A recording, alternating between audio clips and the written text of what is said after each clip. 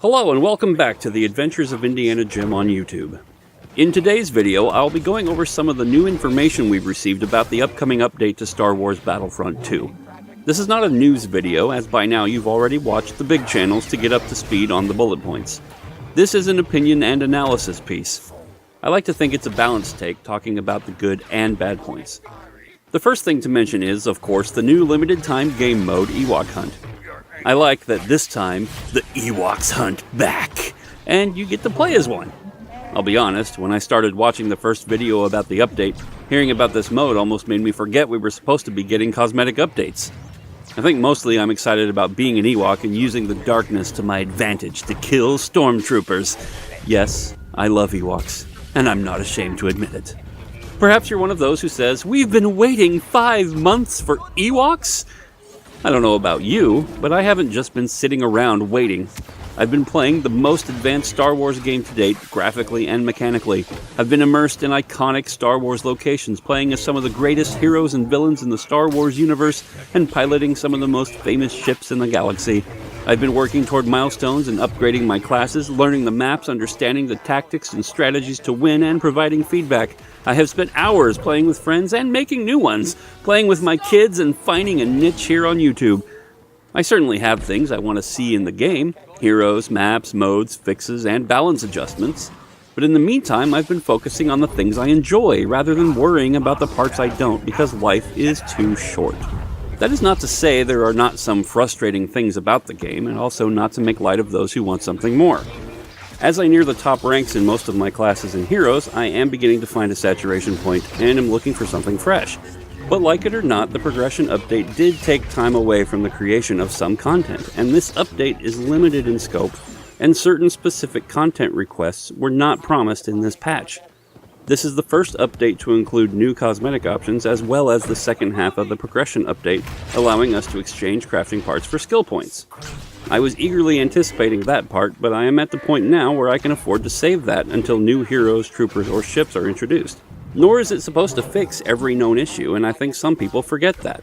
Luke Skywalker is in desperate need of a buff and has been for some time. Heroes vs. Villains is in serious need of attention for balancing.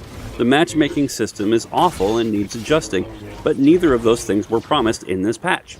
While we are getting a disappointing number of new hero skins, we are getting 40 trooper skins, which means we are finally going to see some variety in the game. Wounded Chewbacca may be met with derision, and well-deserved, because it's a dumb idea for a skin, but there are some I am glad to see: Bespin Lando, Endor Leia, and Octo Rey. In particular, I am excited about Endor Han, hopefully with the camo duster. Obviously, more and better skins will be released. We weren't going to get them all at once. Many people are upset that the Clone Army skins are not coming in this patch. Data miners revealed the existence of these skins, then that data was removed in the last patch. I have a theory about this. Many people say that having rainbow troopers in the match, a bunch of different troopers in different colors and markings, would ruin the continuity of the game experience, and I agree. These people suggest having them be map-specific. If that is the case, the only prequel map we have that had a specific clone battalion was the 41st Elite Corps with the camouflage armor on Kashyyyk. Naboo never had any clones fighting on it, and Kamino had the regular Phase 1 clones that we have currently. That leads me to believe that they don't want to simply release the 41st Elite skins alone and wait on the others, but rather release them all when there is a corresponding map for each battalion. That suggests a much larger Clone Wars season, and to me that is very much worth waiting for. Season 2 was announced that it is coming in May. More on that in a moment. Community manager Ben Walk, and I confirmed with him that it is Walk, not the Swedish pronunciation, said that two things coming with Season 2 are removing the holographic effect in the menus and spawn screens, and the ability to spend skill points without leaving the match.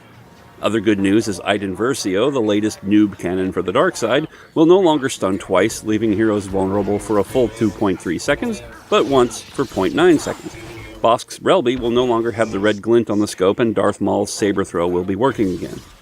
Melee combat has been adjusted to be more responsive, improving the timing of sound, graphic effects, and application of damage. Anyone playing heroes versus villains for any length of time has received damage from lightsabers after dodging or rolling away. Hopefully this means the combat roll will be more effective.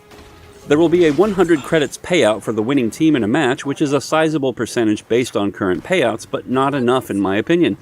I would prefer a 2 times credit multiplier for winning, as the incentive to play the objective would be much higher, or more importantly, a significant XP boost. To me, XP toward leveling up is more valuable than more credits toward cosmetics, and winning early should provide a greater reward than losing late, when you can earn 600 plus credits in a losing effort. Also, kills are weighted too high compared to time spent defending objectives or taking them, especially as heroes.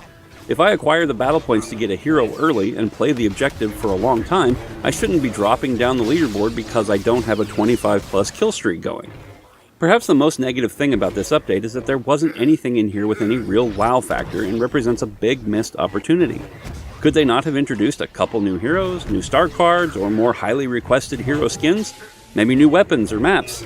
I understand and appreciate the time spent fixing progression, but given how long it's been since the last Jedi season and how much we've been anticipating this update, I would have thought they would make more of an effort to really excite the player base. And in the vein of 3 steps forward, 2 steps back, there are still no details about Season 2. The only thing said is, it's in May, and you'll know more closer to the release. With all the anticipation and voices clamoring for details on Season 2 everywhere, if there wasn't going to be an announcement, then tell us in advance. This is the biggest miss of all in this latest communication. Also, more detailed communication about what fixes are planned would ease the minds of many people. Talking about Luke's need for a buff, the imbalance of heroes versus villains, or the terrible matchmaking system would at least let people know for sure, not just that they are being heard, but that these things are being looked at seriously. Thus far, Ben Walk has done a great job in his role as community manager, but I think there were a few missteps in this recent update. It's hard seeing so many people be left confused and angry, especially when DICE have the opportunity to give them something they really want. While I know cooler stuff is coming, why risk further alienating any of your player base? Speaking of cooler stuff coming, I asked someone who was at the capture event at DICE in March, from 1 to 10, how excited are you about the stuff we haven't seen yet? They said 9, but that some patience is required. Now I'm sure there are some who will say, well, why isn't it 10? What are they screwing up to not make it a 10? And that's just silly.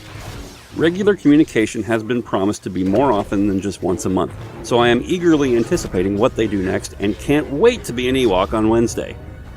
Let me know what you think in the comments below, and if you would, please give a like to this video. If you want to receive more in-depth analysis like this, I'd be honored if you would subscribe to the channel. Look me up on Twitter or Facebook, or friend me on PSN, and be sure to let me know you found me through my YouTube channel when you send that request. As always, thanks for watching. You have chosen wisely.